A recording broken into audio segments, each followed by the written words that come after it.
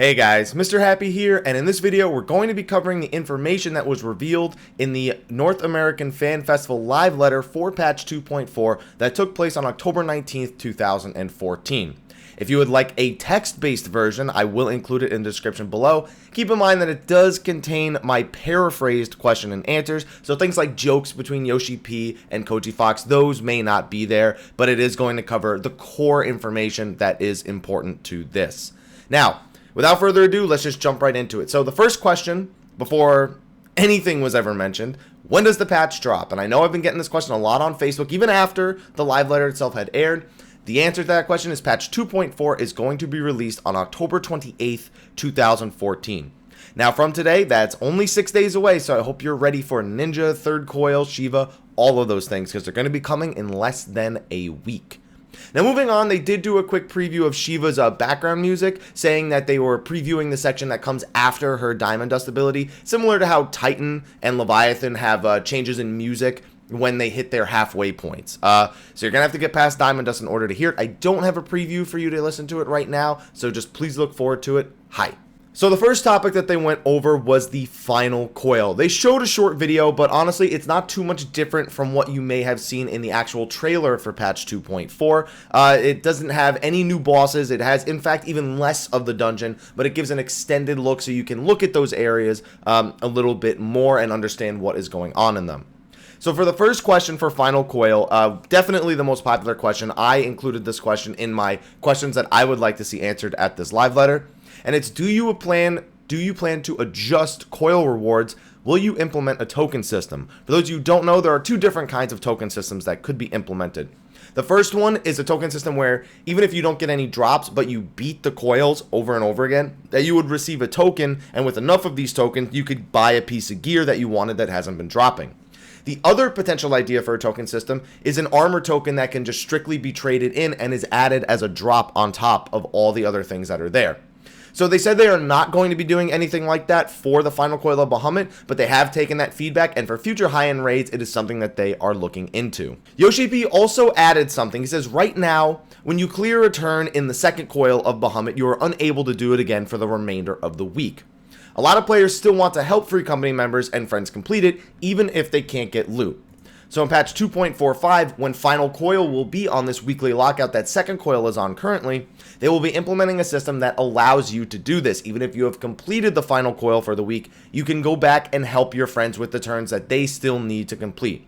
However, there is going to be some balancing towards the loot that is given to the remaining members that are not locked out. Since the locked out members won't be able to roll on loot, they want to scale the loot to how many members remaining are actually still eligible. We don't know exactly how that's going to work yet, but a solid example may be if there were 4 people that haven't completed it for the week, doing it with 4 people that have completed it for the week, then you may get literally half the amount of loot. We don't know if that's exactly how it's going to work. That's just my guess on things. But with that out of the way, let's move on to the next question. Very simple question right here. How many turns will be in the Final Coil of Bahamut?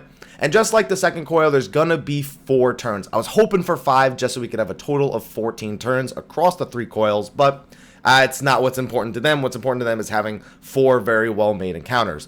The bosses they have prepared for turns 3 and 4 are also really big spoilers, and Yoshi P himself recommends that you don't spoil it for yourself. I'm going to be posting guides for them at some point, so I guess I'll just leave the story aspects of those out, but the bosses themselves appear to be spoilers, so looking forward to that, because to me, it means that maybe one of those bosses could be Bahamut himself, even if it's just through some sort of other magic. It's not really him directly, but I'm expecting to at least know what one of those bosses is already. Curious about what the other one could be.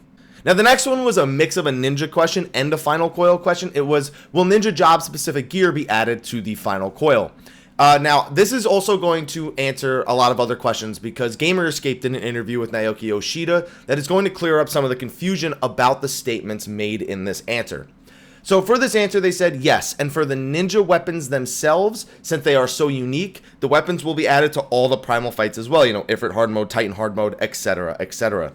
As for the armor ninja is going to be using, they will be able to equip monk armor that was implemented prior to patch 2.4. Koji's exact wording was 2.3 armor would be usable by ninja, monk armor specifically. However, their main statistic will be dexterity. So, how is this going to work? How are they using strength gear and also using dexterity as their main stat? Well, from levels 1 to 50, strength and dex are all on the same battle gear, minus Monk's AF gear that they get around level 45. So for 1 to 50, it's not a big deal. Strength and dex are already lugged into the same armor places. For level 50 from everything for patch 2.4, before patch 2.4, so, first Allegan sets, sets that come from dungeons, Fuma gear from Labyrinth of the Ancients, a good example. Dex is going to be added to that gear. It will slightly buff Monk's parry rate, but that's not exactly something that's going to give them a super edge in power. However, from patch 2.4 and on, including what's going to drop from the final coil, Ninja will have its own specific set of armor that just contains dexterity. We don't know the name for it yet, but that is the best way I can find to describe the answer here and the answer with the Gamer Escape interview. If you would like a link to the Gamer Escape interview, I will include it in the link below. And if you would like to add your form of interpretation, because this is just my interpretation of what's been said, be sure to leave it in the comment section below so other people can comment on it and discuss it. So the next question is, what will the average item level required to clear the final coil of Bahamut turn 1 be? Now, they didn't ever answer the question of what item level will the gear be. So the answer to this is very strange to me.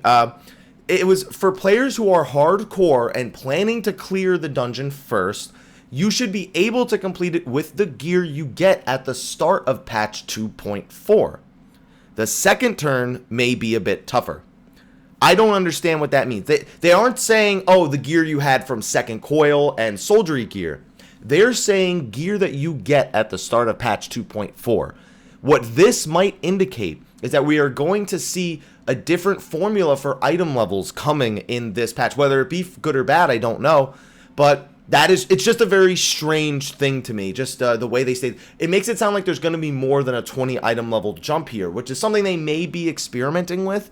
It may be that, I just don't know. I don't know what to expect because that was how they worded it. They didn't say gear from the second coil and soldiery. They said gear that you get from the start of patch 2.4. Whether or not that means anything at all, whether it was just an odd translation, I don't know, but I am curious as to what that really means. Now, I'm surprised this next question took until now to get any attention, and this is, can we get coil-themed mounts and minions? Maybe an ADS mount? And Yoshi P was like, ADS mount? How would you even ride that? It's just a giant ball. I guess you just lay on it. Yeah, sure, we can do that if the players want it. Yeah, so we don't know that he didn't straight up say, yeah, patch 2.4 is going to have a mount like that. He just said, oh, well, that's all right, sure. We can find a way to make it work. So we don't know when or where you'll get them, but we can expect it maybe sometime in the future. Please look forward to it. Now, question 7 is one that I've been asked a lot, and I've seen it a lot on the forums, and it's, will we see an alliance fight against Bahamut where multiple parties battle various parts of Bahamut's body? And Yoshi P said it was a really cool idea, but getting that many people together for a fight that difficult, it goes back to the Atomos part of even just Labyrinth of the Ancients. It'd be like, two parties are doing okay, and then the party on the left arm isn't doing well, and everyone's going to start yelling at them. So they don't have anything planned like this. It is going to, if there is a Bahamut battle, they didn't say anything like this. If there is one, it is going to still be an 8-man battle. However, please look forward to the final section of the Crystal Tower in patch 2.5, and there will be more Alliance-based content in Heaven's Ward. I keep saying Heaven's Ward. It's Heaven's Word. I don't know why I can't get that word out of my mouth.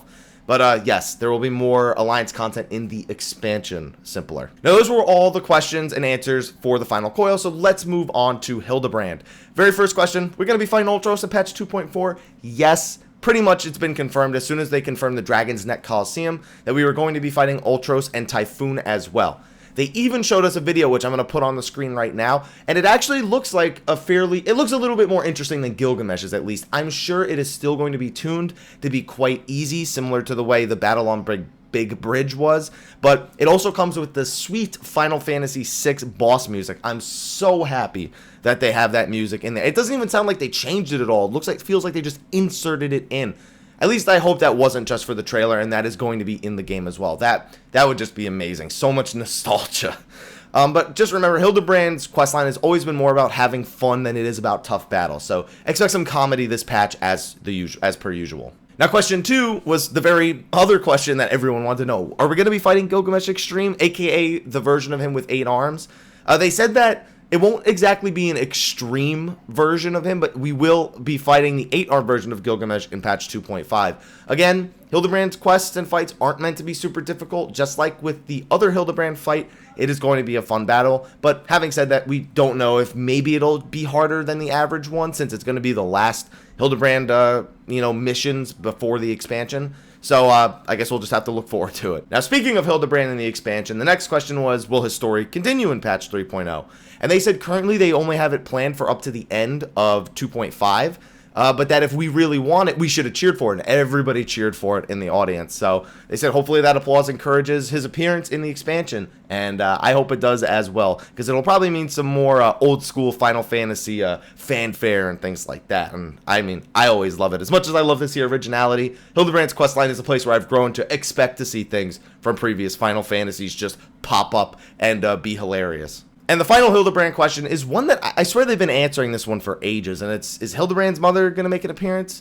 And they said they had initially planned to show her at some point in between 2.0 and 2.5, but she just kind of disappeared. But then they said please look forward to it, so that would tell me they have it planned before the expansion, since they just said that they only have finished the story for 2.5. So yeah, please look forward to it. Now, the next section is on item levels and the new Allegan Tombstone. Now, this section wasn't really all that great. There was a lot of repeat questions, a lot of questions that were more just clarifications about things that we thought might happen, but we weren't exactly sure about. The first one was, what is the name of the new tombstone? And I actually shouted out, Yoshida! And Yoshi P went, no Yoshida. It's actually going to be called an Allegan Tombstone of Poetics. Koji asked like 5 times, poetics? Maybe because he thought that they said that this translates to poetics, but that doesn't necessarily mean that they're going to be named poetics. That's the only reason. I think that's maybe why they ask sometimes, poetics, because it's not a very cool name, to be honest. Not granted, they don't have to always have the coolest names, and they don't always have to have an ology at the end either. I don't know. I want to see what they're actually called, if they're going to just use the straight Japanese to English translation, or if they're going to use a different name for the English version of the tombstones. The next question was one, will Allegan Tombstones and mythology be phased out? They answered this, and I've made a video about it already, the way the new tombstones are going to be working. Yes, they are going to be phased out. You can do a one-time conversion of all your tombstones to change them to soldiery. The cap on soldiery will be removed, so you can just farm them as much as you want. And the new poetic tombstones will now have a weekly cap of tombstones. It's the same thing that happened with philosophy, if you weren't around for that. And philosophy, if you still have any philosophy tombstones, don't hold on to them anymore, because they are literally just going to disappear. They won't be in your menus anymore, and they will be lost forever. So you might want to convert them now if you're still holding on to them for any reason. Now, the next question was also a really good one. It's just something that people wanted to clarify since we had it in the second coil. And it's, will we be upgrading gear bought with Tombstones of Poetics with materials obtained in the final coil? And they said this might receive mixed reviews, but yes, they will be using a system similar to Sands and Oils in patch 2.4. No, you won't be able to just use sands and oils like you've been getting from Circus Tower in order to upgrade these poetics. It's going to be brand new items, guys. They're not going to let you get to the new item level that quickly, So please look forward to it. Hi. Now, the only real item level question here wasn't, what's the new, highest item level? What's any of that? It's, will you be implementing higher item level gear and accessories for Disciples of Hand and Land? And they just straight out said yes. But additionally to that, in patch 2.45, they're going to be alleviating the difficulty of obtaining some of the better gear for Disciples of Hand and Land. And the people who already have really good gear, they can still expect to progress even higher to be able to create new recipes and improve their stats even further. Now, they interrupted the Q&A section to do a little brief bit about housing, because as everybody knows, they said they're going to be doubling the space in the wards for patch 2.4, so there's going to be a lot more housing areas that are going to be available to be purchased. And they wanted to explain that it's not just simply adding wards 9 through 16. They're actually going to be adding plots 31 through 60 for the existing wards. Now, I know on paper that sounds like there's no room. How are they doing that? Well, they actually took time to explain it. So step 1, you must enter the housing area through the zone they are connected to. For example, you must enter the mists through Lower Lenosha. You can see a new tab when you go to do this for plots 31 to 60, and you can see if anyone has them, what the price is, all the stuff that you're usually able to see. You'll see the new tab at the top when you enter the housing area from the world zone, the field area that it's connected to. So you want to enter the ward that you want to go to, whichever one it might be. And then you're going to head to the nearest Ethernet shard, and you'll notice that now you can teleport to these new subdivisions of the wards. So you can use these subdivisions to teleport to the area to access new land. And once you're there, you just got to buy your house for whatever the price is, the same way that you would have done it before. I don't know why they decided to do this. Maybe it's so in the future they have room to add more wards like 9, 10, 11, etc. Maybe they thought that this would maybe this is somehow easier on their systems, their save data systems. I don't exactly know what the developmental idea was behind it, but that is how you are going to access it. So if you're looking forward to buying a house, I would become familiar with that system, practice doing it very, very fast, and get your house right away. Now, for the next part, they had a bunch of miscellaneous questions for patch 2.4, and some of these are really, really important, so I want you guys to listen very, very carefully. The first question was, what will the ninja's cross-class skills be? And they answered it pretty flat out. They said that in order to unlock ninja along with level 30 rogue, you're going to need a level 15 pugilist in order to unlock ninja. That's been my bet the entire time, that it was going to be pugilist. I didn't see any reason for it to be anything else. The other subclass that ninjas are going to be using is Lancer. So I was hoping that maybe they would use Archer when I heard that they were going to be dex-based, because Hawk's Eye would be really, really good for them. Maybe even too good, that might be the reason. Or even maybe Marauder. I didn't expect Lancer. As much as Blood for Blood and Invigorate makes sense, I thought they might give Ninja some more, maybe a ninjutsu that replenishes TP, so that they wouldn't be reliant on things like Invigorate. And I hope that looking forward to the future, they don't just give Lancer to any melee DPS that comes out just because of Invigorate. I hope they look at other means of resource regeneration other than, yeah, we could just give them Lancer, because it kind of makes the melee DPS stigma a little bit more stale subclass-wise. Pugilist Lancer, Pugilist Lancer, Pugilist Lancer. We'd like to see a little bit more variety in that. This one was funny. Will Yugiri reveal her face in patch 2.4? He cut him off right there. No. Maybe 2.5. She is new race. That is exactly what Yoshipi said. I'm not even kidding. So, yeah, Yugiri's the new race. I mean, we had that pretty much figured out. It's not the first time they've said something like that, you know, Yugiri's face will be revealed along the same time the new race is revealed. So, this isn't anything new, but 2.5, we should find out what the new race is going to be. Now, this next question I actually covered. I had some pretty negative thoughts about it, and they said, will we be able to set permissions for our Eternal Bond partners for personal housing? And they said currently they don't have the plans for that, but that everything in the game is already designed around them being able to do that. So it's totally possible that they will consider it. They just started going into like what a real marriage is like. Somebody in the crowd shouted for a prenup, which was so funny. I had to explain that to Yoshi P, and he's just like, you know, when people first get married, the love of the flame is there, and then it dies out, and they're like, that's mine, that's mine, that's mine. So they almost like want to figure out a way to make a divorce almost real. It makes it sound like, I don't know. I think it's pretty lame though, because I don't know, that to me that's a really important part of personal housing. Is if you have an Eternal Bond partner, is for that house to be both of your houses, not, hey, I can decorate it, but you come hang out whenever you want. You know, I don't mind. It's very unfortunate. I think it's a big oversight in that they should at least allow you to be able to set permissions to enter and to redecorate without taking any of the items away. Not exactly sure how they're going to be implementing though. That's totally up to them. And next they went into the rules and restrictions for the Eternal Bond system. And yes, there will be some rules and restrictions. The first and most important one is you can't already be married or bonded to another player. The second is that the ceremony is a pretty big deal. I mean, you have to apply online, and then you and your partner will be given bracelets. And with those bracelets, you can talk to an event coordinator in order to reserve a time slot for the ceremony, which I believe is about 2 hours according to maybe the gamers. I can't remember if it was the Gamer Escape or the Reddit interview, but one of them says that the time slots are about 2 hours long. And then that allows you to send out invitations, and you can make the ring, and the ring is going to be crafted, so it can you can make it as a gift for people as well for their wedding. There will be a schedule posted for the time slots for the ceremonies, and if a time slot is taken up, then you won't be able to hold your ceremony within that time slot. This system will be ready for patch 2.45. However, the wedding attire itself will be available in patch 2.4. So you can make it early and prepare, or I guess vanity it onto stuff. Just don't wear it in dungeons. Okay, that's all Yoshi P asks. Just don't wear the tuxedo and the wedding dress in dungeons. Just please don't do that unless you have consent. Yes. So that was it for miscellaneous questions for patch 2.4, and now there were miscellaneous questions for Final Fantasy XIV itself. And the first one, the most important one, I've already covered this in another video. Can you please increase the Atma drop rate? And they said yes. They will be increasing the drop rate by more than double. Whatever that means. That to me means like maybe 12%, 13% drop rate.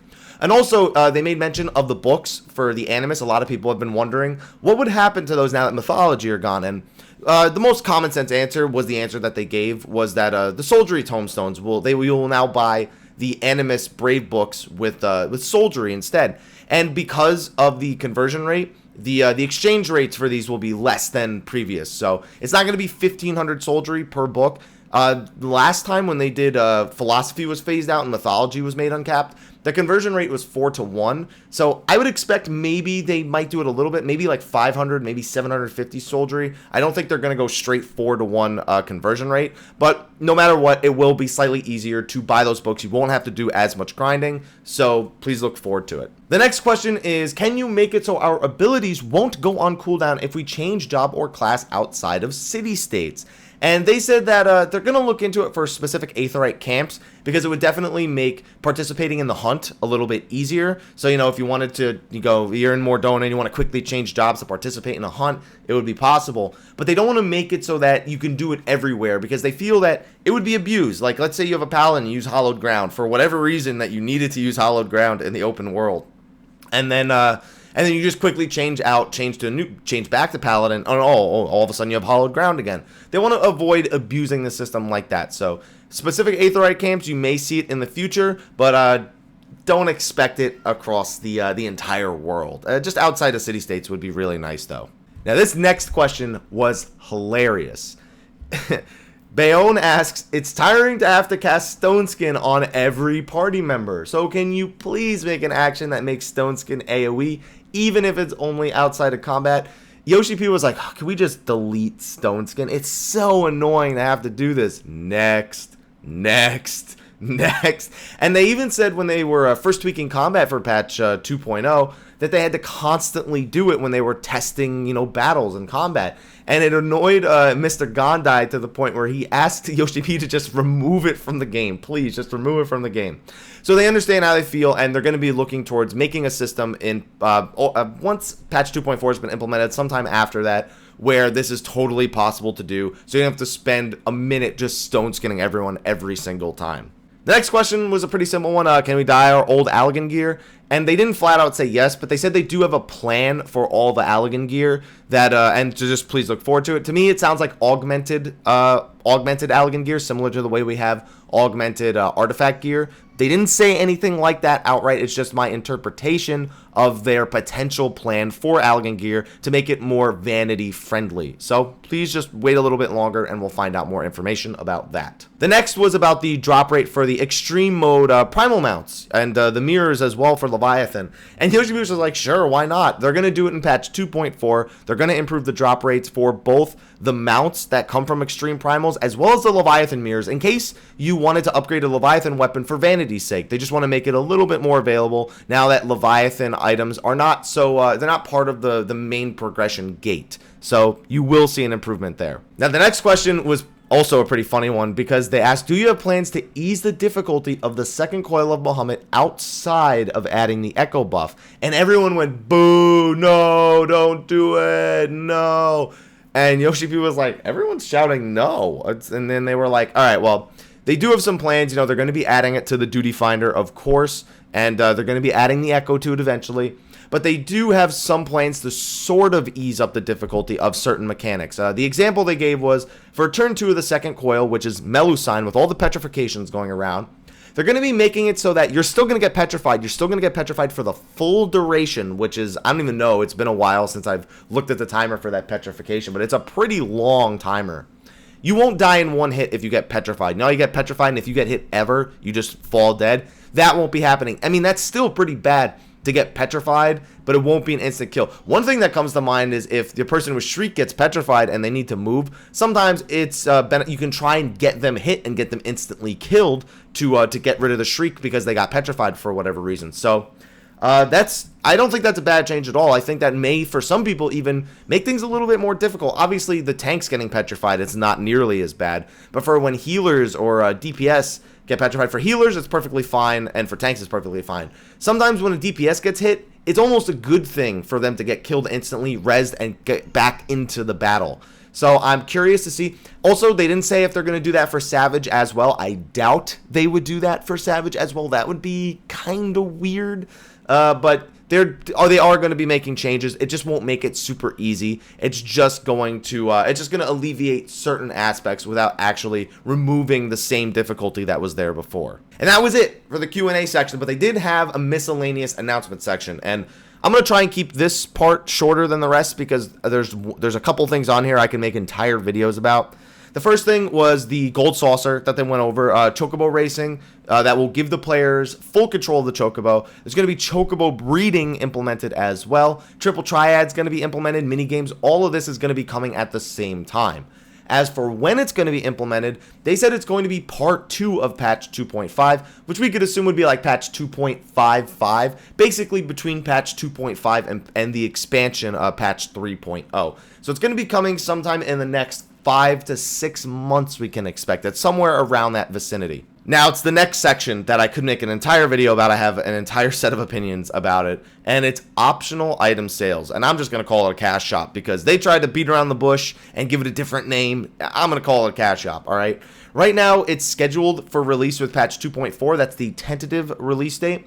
There's going to be no pay to win on it. It's strictly going to be fashion and vanity. So that's at least a positive that I can attribute to.